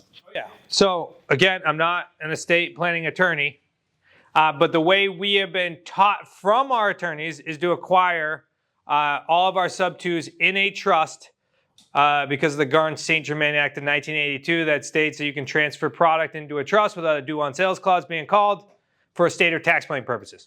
Now, I understand that's gray, right? That's a gray area. But that's why our attorneys asked us to draw it up. We actually had 2 attorneys speak at our last event, one being in Florida, that actually beat a due on sales clause because it was in a trust. You just have to have your attorney drop the trust in such a way that it actually is consistent with the Garn-St. Germain Act of 1982. Again, it's not foolproof. There's motivation on our end, yes, but it's also protection on the seller's end, right? Because if in most circumstances, you're buying a property subject to, the seller tends to be in some financial distress, right? Unless there's, a second mortgage that they're holding for seller financing for other reasons. But there tends to be some sort of distress. So the last thing the seller wants is just the due on sales clause to be called. So we put in the protection not just for us, but for them. So that way we can keep the deal moving forward. And as Mike stated, they don't want to call foreclosure. They don't want to deal. The bank's losing money. They'd rather have somebody make payments on their behalf. They already wrote the loan. And it's probably already been sold 4 times down the line for most circumstances, right? Go ahead. What percentage of the properties you buy subject to would you say have a wrap mortgage that you do? And also, with the 3 states that you deal in, are they all title company closing states or attorney closing states? And how do you recommend having someone who really understands the process, or finding someone that really understands the process to get in your corner to do something like that? Yeah, for sure. All good questions. So we're in 80 markets, just so you know. The way our community works, we actually buy real estate deals with the students. So we're doing deals all across the country. So I just tell that to you because it's we work in title states and attorney states. We always recommend still having an attorney, even if you're in a title state, because of a couple of things that we do in our process, and we like having our attorney protect us. A title company is not going to protect you. They just process things, right? Massachusetts, Rhode Island, Connecticut, New Hampshire, those are all attorney states. You tend to be in the Northeast, they're all attorney states. It's as you get south and west are all title states. Someone that understands the process. Yeah, we have a company that we work with, First National Title. They're in 41 states. A lot of our community members use them to do so. I probably missed a part of your question. The wrap mortgage. Not many. No. The only, because I've been doing this for so long, I don't have any challenge if the seller pushes back in regards to a default agreement or something along those lines. I'm happy to put that in place. So if we miss X amount of payments, they get the deed back on the property. The only times we tend to use wrap mortgages is if somebody, we're buying a property from probably a younger demographic, and they plan on buying another house at some point in time. Because you use the wrap mortgage just as if you'd use a lease, where it would take it off their debt to income ratio, because it shows that somebody else is servicing that loan. Typical time frame for your contract on a subject to? Our contracts have no end dates on sub 2s. I'll draw those lines again. Majority of the time you're buying this, again, I'm being very, black and white, right? With owner financing is debt-free, good standing. Sub 2 is dealing with a challenge, okay? And then there's going to be everything in between.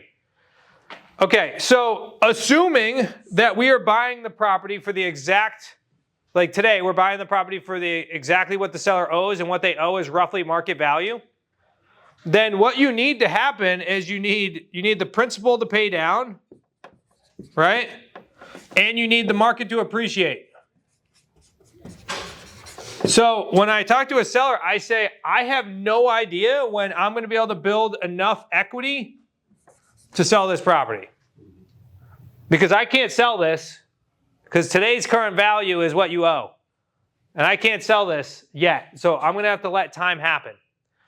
Now, because we're selling it on rent to own, we can manufacture equity, right? Because I can go buy a property for today's value and sell it at a premium to a rent-to-own buyer because they need time in order to get a loan, and they're willing and able to pay a premium because they're going to buy it in 3 years. So I can manufacture equity, but I can't guarantee when this is going to cash out. Also, sub-2 deals are great for long-term holds because there is no end date, right? Now, if a seller pushed back on you and said, whoa, I need an end date at some point in time, you can create an end date. I would do 10 years. Say, all right, I'll cash out in 10 years. But the truth is, from a legal perspective, because title is already transferred, you're more or less, you're creating like an agreement. It's not like a legal agreement that you have to cash them out because there's nothing that states that you have to because the title's already transferred. But what you're basically writing as like a letter of understanding that says, I will do my best to pay off in 10 years. Unless you create a wrap mortgage or something where the mortgage is due, right? Yeah, go ahead, Mike. I'll just repeat it. Banks are in the business of mitigating risk. Yep. What is your risk from your end for this kind of, aside from a market crash? Or is that pretty much you on the risk? Well, even a market crash isn't necessarily a risk because I'll just hold on to the property, right? So our risk is time. So this is why a lot of our deals we're always trying to push out as far as possible with the seller. Because I can't predict what the market's going to do in the next 2 to 3 to 5 to 10 years, right? But if I have a lot of time, we all know that market is cyclical, and I know at some point in time this property is going to be worth more money in the future. So if I have time, like a sub-2 deal, I'm mitigating the risk. The biggest risk that we have is a due on sales clause. Sure, that's a potential, and we can mitigate that by writing in the trust agreement that states that it will transfer to being a lease purchase agreement, and we'll move the money back, we'll move title back to the seller, and we'll transition all of the exact data into a lease purchase agreement, so we can do that, right? So that's, what else? Our biggest risk, tenant buyer defaults. Because now we've been through plenty of these. According to current laws right now, and rent to own does not differ from tenant laws. So if the buyer, here, I'll walk you through this. So we got some technical people in the room. So let's talk about a lease purchase agreement, okay? Can you guys all see the whiteboard? Is everybody falling asleep? Am I talking fast enough to keep you up? All right, good. All right, so in a lease purchase agreement that you have with the tenant buyer, it's really two pieces. They're connected, but I'm just going to break this down. So you basically have your lease purchase or your rent agreement that states like, hey, I'm responsible for all this stuff. The tenant buyer is responsible for all this stuff. Here's what their monthly payment is, and their lease is 3 years, so here's the amount of money that they basically owe us, right, on a lease basis. Make sense so far? And then you also, over here, you have your purchase rider. This is what gives the buyer the option to purchase the property. So then here's what happens. As we're collecting non-refundable deposits, they're all attached to the purchase rider. Okay, so if I collect $10,000 today and then their agreement states they're going to pay me $10,000 every 6 months, if they miss on any single one of those, even if it's the last one, they're in default of their option to buy the property.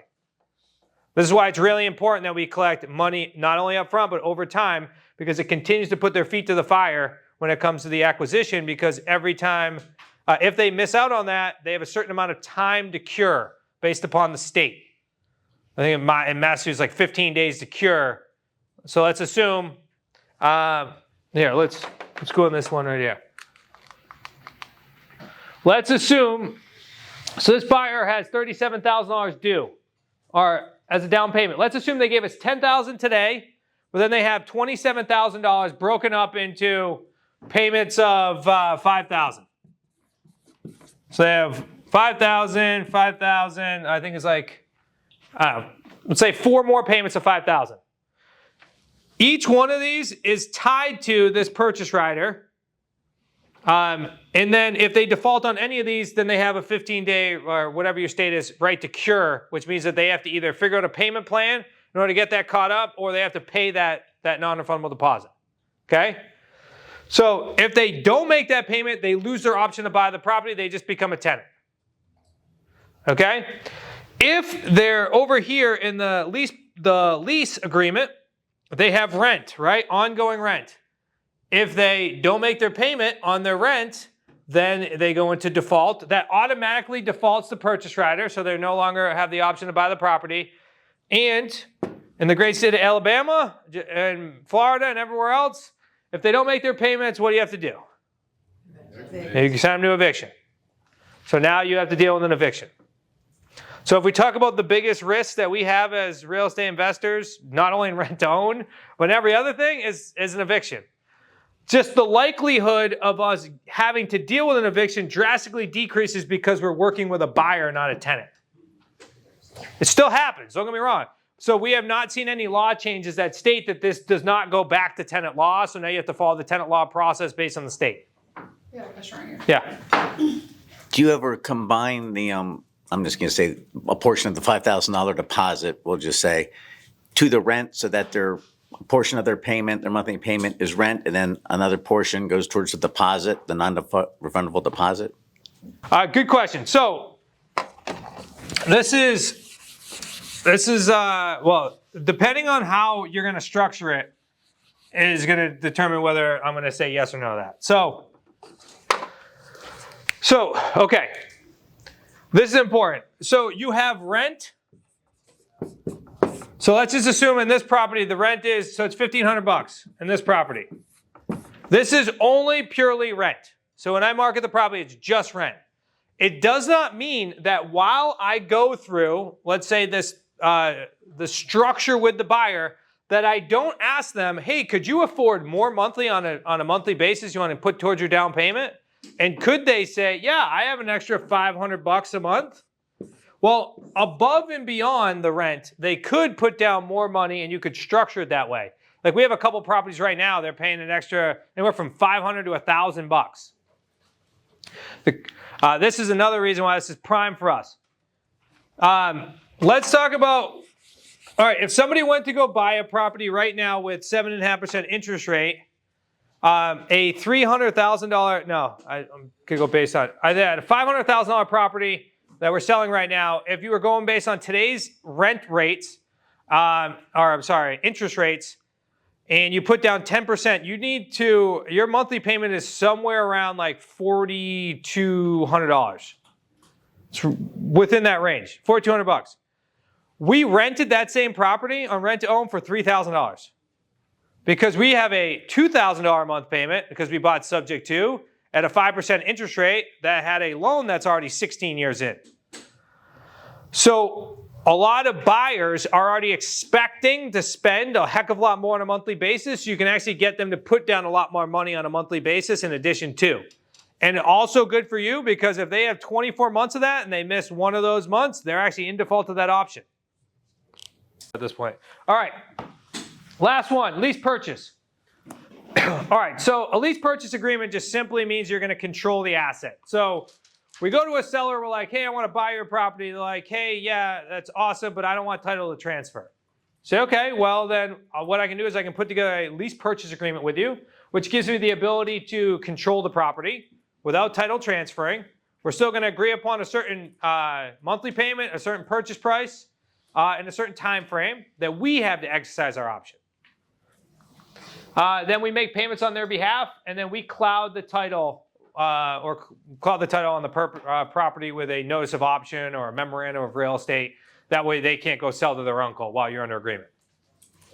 Make sense? Does that stop liens? Oh yeah, we're going to be notified everything. Yeah, for sure.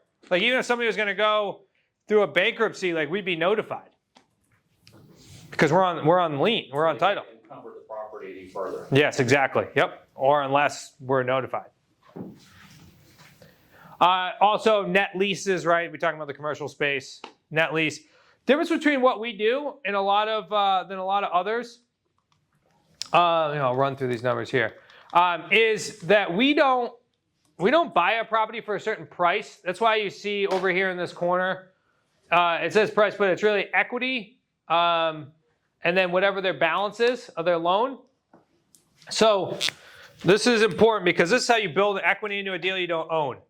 So if I'm going to buy a property on a lease purchase from somebody, let's give you a breakdown. So the purchase price, let's just say it's $300,000. And the seller has a mortgage of $250,000. That means they have equity of? Okay, 50,000. This makes sure you guys are awake. Okay, so in our lease purchase agreements, it states that we are going to buy the property for the exact mortgage balance at the time of financing, which would be in 3 years, 4 years, 5 years, plus pay them $50,000. That allows us every single month that we make a mortgage payment to benefit from the principal pay down. So we build equity into a deal we don't even own. Can you say that again? Okay. So our agreements state that we are going to buy the property for the exact mortgage balance at the time of financing. So not our financing, the buyer financing, right? When they go qualify for a bank loan, which could be in like 3 years. Plus, we'll pay them their $50,000 in equity. That way, so here's the difference, right? So if you look at this deal and you just look at this section, principal pay down on this deal was $25,000 on a deal that Mike did not own. Mike's out in Fresno, California. So the difference in us buying the property for $300,000 or buying the property for the exact mortgage balance at the time of financing in this circumstance is $25,000. Pretty powerful, right? So let's walk through Mike's deal. Mike actually bought this property from a tired landlord out in Fresno. He bought this property. We actually only did a 24-month term here.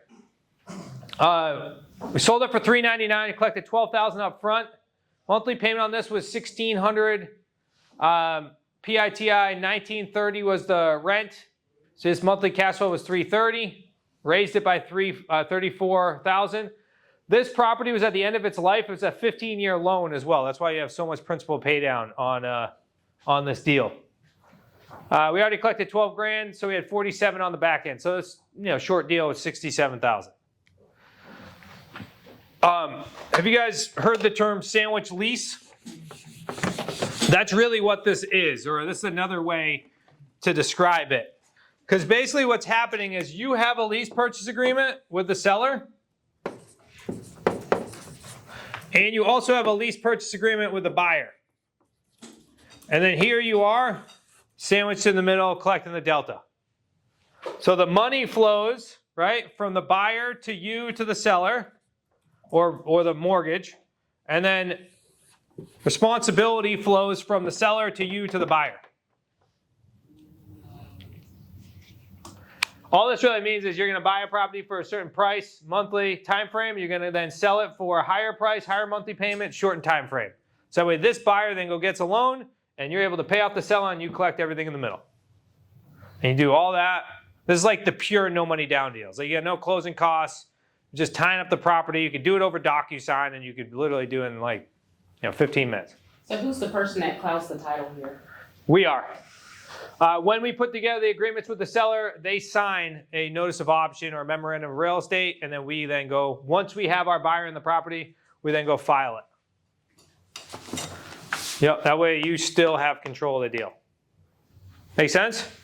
I know this is like the least one. Maura, if you have that deal, I could walk through that. I know, 1 o'clock.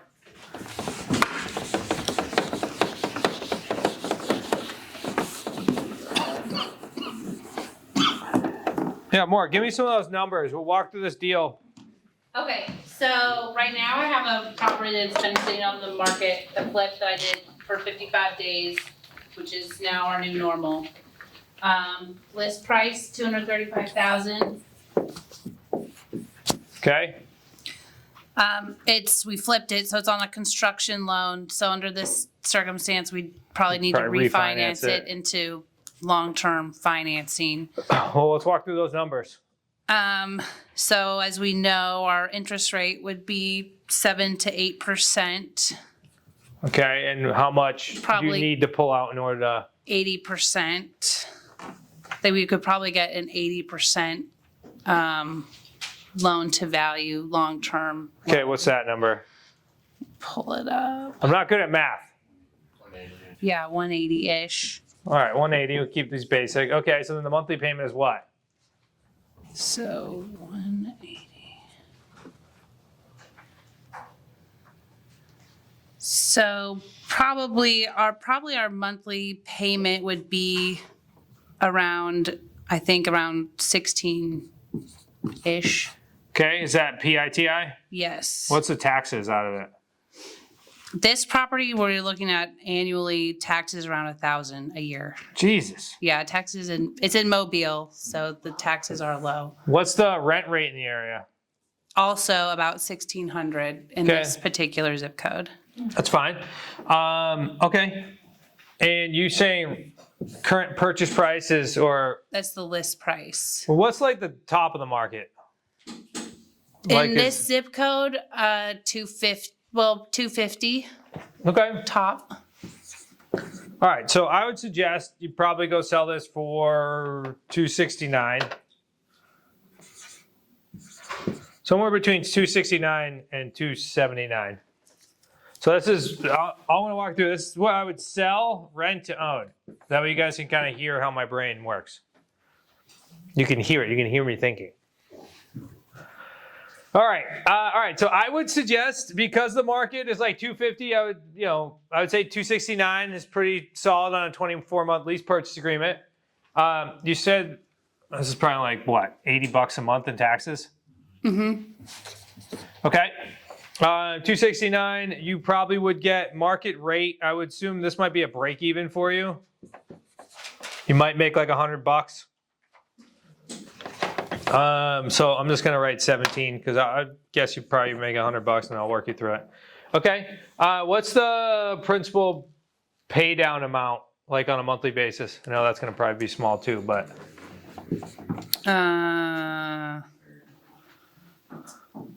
on a 30-year AM schedule, Yeah, I'm guessing. let's just say like 500-ish. You think it's gonna be that high? I'd probably think like 3. Yeah, 3 to 5. Okay. Say $300. Okay, so let's walk through this. So we're gonna sell it at $269 and $1,700. This is how we're gonna make a lot more money. So, all right, on this deal, what are you currently expecting to make? We were expecting to make, if we sold it for $235 as a flip, we'd make just under $30,000. Okay, $30,000 minus your taxes. You're netting like 20K? Yeah, 20-ish. Okay. We had an unexpected septic issue. Ooh, that's the best, isn't it? It was great, yes. Yeah, a lot of shit going on there, right? Yes. All right. Oh, yeah. All right, $269. All right, so we're gonna go sell for $269. We're gonna sell this at a premium. I'm guessing somewhere around $1,700 because it'd probably be like $1,600 plus your taxes.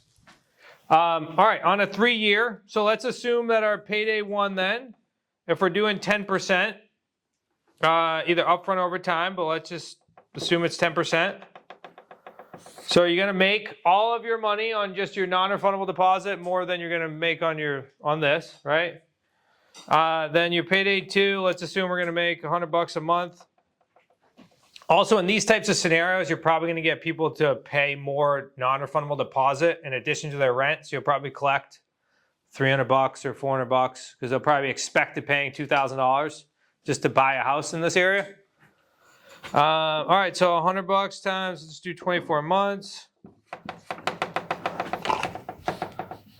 That's 200. That's 2,400 in cash flow. All right, payday 3 then is going to be. All right, you bought it. How much did you buy it for? $115. Okay, and so what's your all-in? What have you done all in? I don't want to write like unrealistic profits, because if like you had to spend that money.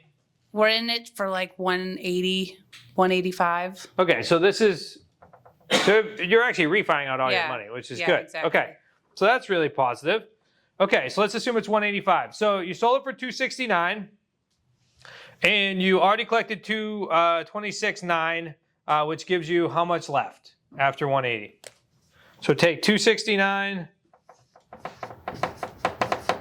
minus 26.9 minus 180. Okay, 260. I'm just trying to find out how much equity you have left. 26.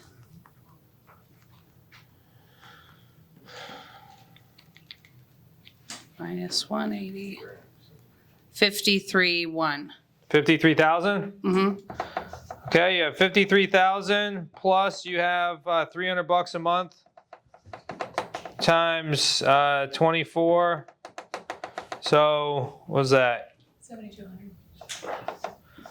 Okay, so your payday 3 then is 53,000 plus 7,200. How much is that?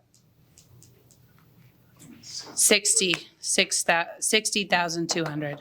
60,200. Okay, so your total paydays on this are 26.9 plus 2,400 plus 60,200. So you made like 90 grand off of this deal versus $20,000. Just by selling on rent to own over 24 months. And she was able to refinance all the money that she originally had in it. Hell yeah. All right, so yeah, we just quadrupled that. So I'm looking at the blank faces, which makes me think that you probably, we need to back up. That's my guess. Did I guess right?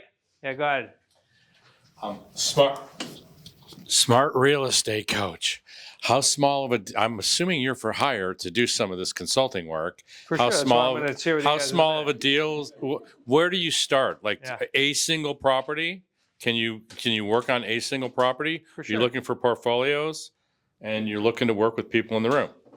Yeah. So there's lots of. I would start with. It depends on where you're trying to start. We work with you in your business. So if you want to do a portfolio and you want to do a deal, then that's, be different strategies, obviously, right? But yes, I tell most people start with single family properties unless you're in commercial already and you're used to multifamilies, and it's like, how do we now incorporate seller financing and sub 2 strategies in the multifamily? If that makes sense.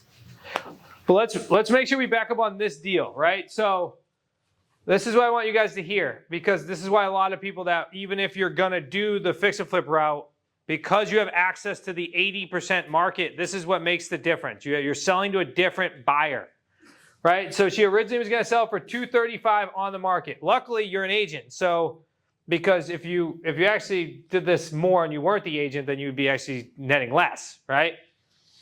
So $235 is the traditional market. We then say, all right, well, we don't want to deal with the traditional market. We don't need the money today. Actually, you got all your money back. We then sell it on the open market or the rental market for $269.9 because the high price of the market is $250. We can premium, which 20 grand is not a crazy premium. Based upon looking at comps, you could probably even stretch this out to $279.9, $289.9, depending on the area, depending on things we're going. But conservatively, they're there. We then say, all right, great. Let's go get a non-refundable deposit from a buyer by working the process. They come to the table with almost $27,000. No, I'm not telling you that she's going to get this all tomorrow. This could be 10 grand today at move-in and then 5,000 every 6 months, right? But this is credited towards the purchase price. That's why we call it payday 1. Then we're out there, and even if you don't make any money on the rental, it's completely worth it, right? Because let's assume she makes $100 a month. Even if you lost $100 a month, you would be in a better position. So she's making $2,400 in cash flow because now she places a tenant buyer on the property. Okay, so now she's turned this into a rent to own. There's no expenses on the property because she's passed those all along to the tenant. So there's no, because in this circumstance, if you then hired a property management company and you had all these additional expenses, this property is in a deficit. If we're even at a break even, we're good. Or even if we are at a deficit, could we not supplement the non-refundable deposit for the deficit in order to still make this a really good deal? This is creative financing. All right, so then eventually this buyer is going to go qualify for a bank loan. We did it in 24 months.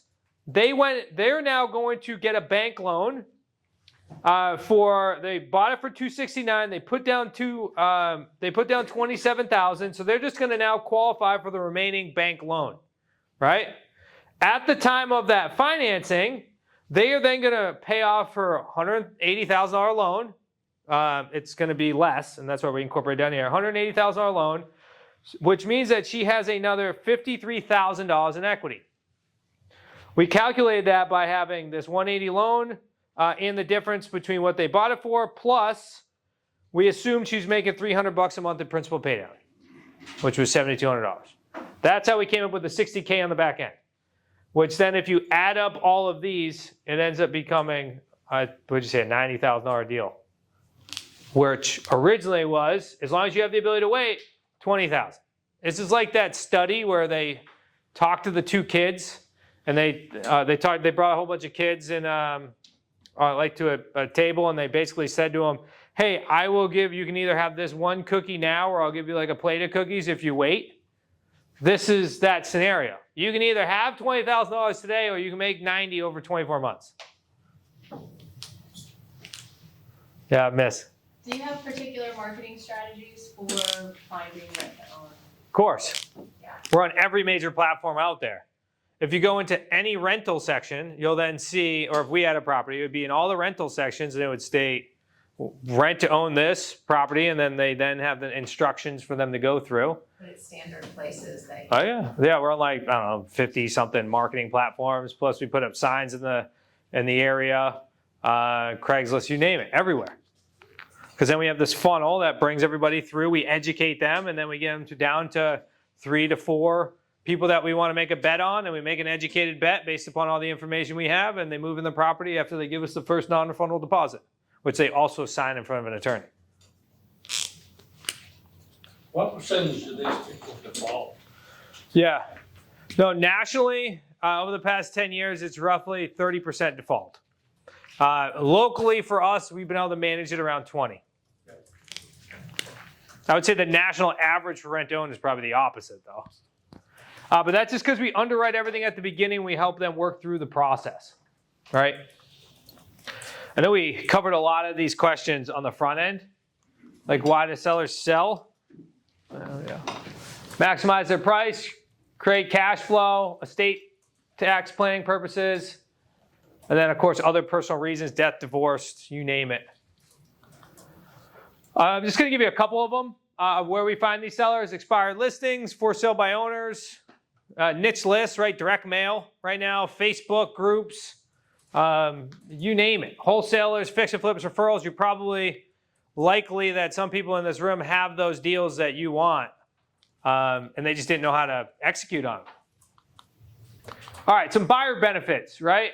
We're talking about both sides. So buyers enjoy the home during the lease period. They get to qualify for a mortgage and save more, of course. Create and build up their credit. Also lock in their price today, so that way they have the ability for appreciation. I know Mike asked me, aren't you going to lose out on profits? And during COVID, we did. We lost out on a lot of profits.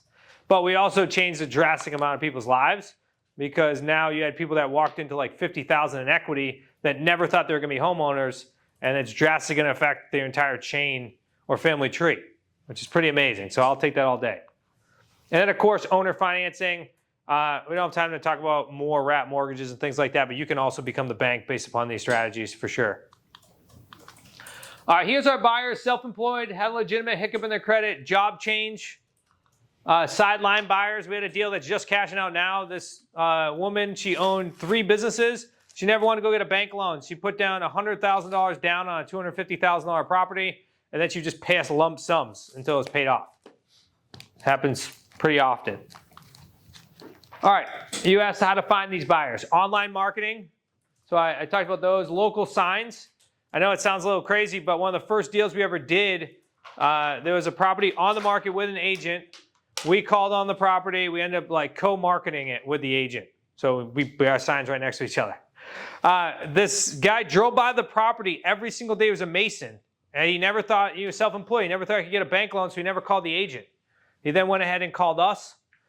We had him in the property, $20,000 non-refundable deposit, within that time, within 14 days.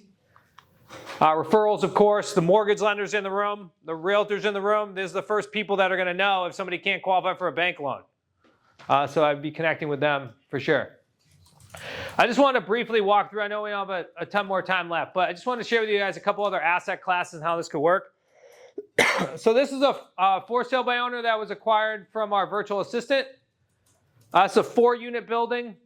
We bought it for $259,900 with a $1,000 a month principal only payment. Now this is an investor. He was a teacher and he was retiring, and then his daughter was going off to school. So he was just trying to maximize his price without managing the property. We created $735 in cash flow or NOI. Our exit strategy: pay down debt, increase rents, right? So this is going to change. If you acquire it on creative financing, you're doing multis or commercial, it's not like the strategy is going to change. You're just acquiring it differently. Market appreciation. It was a company that was coming in, buying up a bunch of deals, so they ended up acquiring ours. This is what it looked like on the back end. We bought it for $259,900. We had $49,000 in principal pay down because it was $1,000 a month, principal only. So our payoff was $210,000. We sold it for $279,900, so we had $69,000 in equity. Our monthly cash flow was $735,000. I didn't include like expenses or improvements in here, so just assume it was like another $10,000. So just over the course of appreciation, principal pay down, and cash flow, it was $100,000 in 4 years, minus some expenses. So if you're interested in multis, you can do it this way too, as well, obviously. This isn't the rent-to-own exit, but it's acquiring deals. And then this is IRA invested and then IRA owned LLC. This was the commercial properties. I know somebody asked me about commercial. So this was the building that housed our companies in it. We had an Allstate right here. We had a couple other small businesses, and then we were in the second and third floor. We improved the property, and then I ended up moving back to Massachusetts. This was in Newport, and then we ended up going all virtual, so then we didn't need this property anymore. So what we ended up doing is we ended up selling it, but let me tell you how we bought it. So we bought it for $550,000. This is the original purchase. Bought it for $550,000. We put down $35,000, and the seller financed $515,000.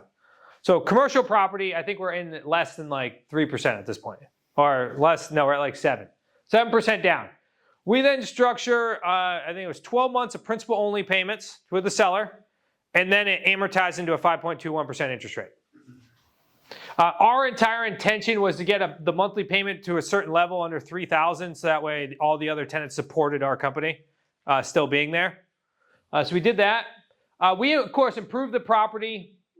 We then went ahead and 5 years, so this was November 30th, 2018. We sold it in September 8th, 2023 for $1.28. Actually, a nail salon bought it and is converting it into housing. The area needed it. So we sold it for that. Our revenue here was about $750,000 on this deal. So that's that closing settlement. So I don't share these things to impress you. I share them so that you guys know, like, these deals are out there. You just have to make the offers. The only difference between me doing a creative financing deal right now and then you not is that I just ask. So now it's just about creating that knowledge to be able to go out there and ask. So I know you asked Rob, how is the best way for us to work together? We just created a simple offer for you guys, very low, just so you guys can start working with us. Or if you want to start reading our books, because it'd be crazy for me, and it'd be actually disrespectful for me to come here, share with you guys all this knowledge, and then just be like, see you later. I want you guys to be able to actually take this action and roll with it in however capacity that you do it, whether it's one deal a year or 20, right? I want you to be able to do so. So we actually created this program at the beginning of the year called our Apprentice. And really what we saw out there was it was always you either took a course or you had to pay a high ticket price. And don't get me wrong, we have coaching clients that spend 5-6 figures to be a part of our community. But we wanted to make sure that you could see behind the green curtain and actually start implementing this stuff. Because at the end of the day, that's what it's about. So we wanted to give you our course first and foremost. We sell it for $1,500. We want to include it in this. You'll have access to this for the rest of your life. This says 10 modules plus bonus modules, which have all of our contracts. So every single thing we talked about, everything from subject to has its own module, seller financing has its own module, rent-to-own has its own module. But you'll have access to that. I'll keep rolling here. So we have all of our agreements too in the bonus contracts. I just want to make sure you guys had all of those so that we don't have to go reinvent the wheel. At the end of the day, that's like the number one question I get asked. Like, how do we actually paper these things? Well, you have access to them. By going through our course, you actually get certified in Creative Financing Real Estate Association, which is something you can add to your website. We've actually had multiple students get multiple deals in addition to their competition because when they asked them, basically, why should we trust you? And we said, this is what we do. We're actually certified or accredited with the Creative Financing Real Estate Association. In addition to, this is how we want you to be able to implement this, right, and have access to our team. We have 5 Zoom calls you can attend every single week. On Mondays, and this is something I run personally currently, on Mondays we have our mastermind where we'll literally go over this material, implement it. Tuesdays, we have live seller calls, so you can literally submit your deals and we'll make calls on the spot for you during that call. Last week, we worked on a deal. We're making an offer in Baltimore from a student. Wednesdays, we have open office hours. Thursdays, we have our mastermind calls and our sit down. So if you have the ability to attend all of them, absolutely amazing, but you have 5 chances to spend time with our team in over 75 years of experience. We've never sold anything for 90 days for less than $4,000, but we're going to put that in here as well. And then you'll have access to our Wicked Smart community. Yes, you guys are now all Wicked Smart. It's good. It's good being outside of New England. It's like, you guys don't normally say this. You also would be, in between those calls, you can access our entire team and our entire associate and apprentice communities as well, so that we can ask any questions you have. We do weekly updates. We do additional calls, or we do additional training that we'll post on there as well, including live calls that we made or our team made or the community makes. You can constantly listen to people communicating with these sellers in order to close these deals. Because we know that's one of the biggest differences. We also have our live event, which is in Boston. You just missed it, unfortunately. If I spoke at this last week, I would have been just coming out of it. But it'll be in October, 4th and 5th of October, I believe it's a Monday, Tuesday. You'll get access to that as well, so you can come spend time with our community in person. But we do have, every 6 weeks, we run what we call the In the Trenches boot camps, where we could literally lock arms with you and get you at our office in Newport, Rhode Island for 2.5 days. Where literally at the beginning, day 1, we're going to do live calls. You bring your leads. And we'll make phone calls for you. The intention is we're going to be calling between me, Chris, my business partner, and our coaches. We'll make live calls to all your leads. And what we see is we make live calls, we make offers on Thursdays, and that way, or we set appointments for you to go home with. So really powerful. So it's a 3-day immersive experience. Day 2, we then structure deals for the entire day. So like, think about what we talked about here. I said we spend 2.5 days like really getting deep into this and helping you implement it in your business. And then day 3, we go over an entire KPI report with you so that you have a very specific strategy to leave with, so you know exactly what you need to do in order to accomplish it. We sell it outside our community for $2,500. We're going to include that as well. So we're going to give you this entire thing, smartrealestatecoach.com/Gulf Coast REI for $1,000 or 2 payments of $600.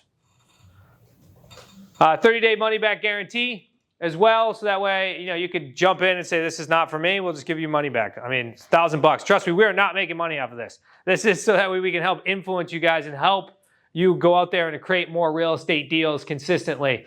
Because we know if this program just taught you how to do one deal, buy your own house, or buy a deal a month, you certainly would have an entire lifetime of a skill set to implement into your business consistently. I told you I would give you guys the free books as well. So if you grab your phone, you can grab the free books and or the apprentice program right here on this QR code. This will be good. Let's say, what's today? Friday. I'll put it good through Sunday. If you have any questions, let me know. But you can grab the QR code for the books and in the course. Of course, I'm here if you guys have questions. I want to make sure you guys got to see it before people started rolling out, as I know it's already 1:30. Thank you, guys. Thank you. Nice job. Oh, yeah. Thanks, sir. Where's the mic? Okay, real quick. I know this was a long one, but Zach, I think we're gonna go to provision afterwards if people want to stay and ask more questions to Zach while he's here. And at the end of the month, in 3 weeks, we've had a lot of demand for people wanting to learn about self-storage. And we will have Bill Barnhill and his team. Bill has literally been one of the biggest self-storage guys in all of Mobile County, and also a broker in the self-storage space. Has been doing this for over 40 years. Well, I've been doing storage since '93. Okay. But I've been in the business Over 40 years. So there's literally no one better in the area to learn about self-storage than Bill. So he'll be here on October 25th, Friday, with his team to talk all things self-storage, which has been highly requested from everybody. So that is going to be awesome.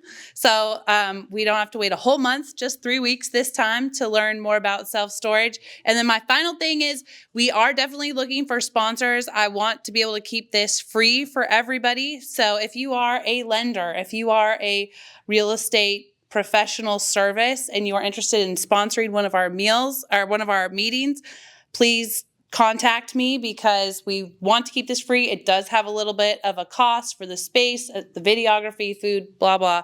So if you're interested in sponsoring, we will make it worth your while. Just talk to me. And now we'll do open networking and then head over to Provision if you want to grab a beverage and talk more to Zach while he's here for a couple more hours.